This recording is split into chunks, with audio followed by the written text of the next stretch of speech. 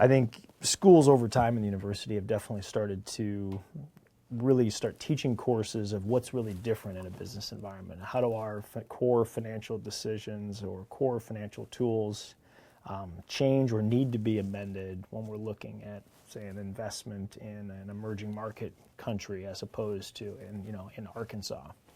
And so I think the universities in Washington, and Olin Business School certainly has taken on. I think having the Shanghai program enhances our ability to do that well. But we've got a very international faculty that brings their own experiences, whether they're consulting work or research, that I think really it makes us an international player, even though geographically we're obviously fairly landlocked.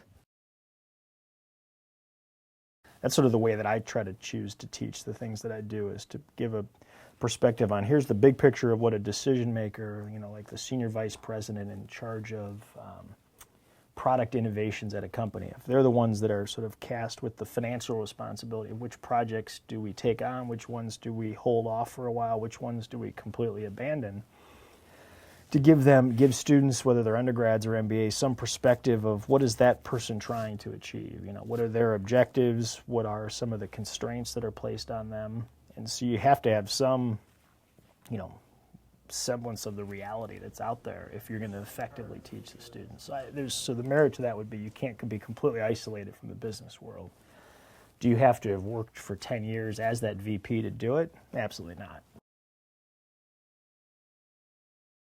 It's the research that drives everything we teach. And so the research ideas have to come from somewhere, and a lot of them will spill over from, hey, we saw this problem come up when we talked to executives over and over again.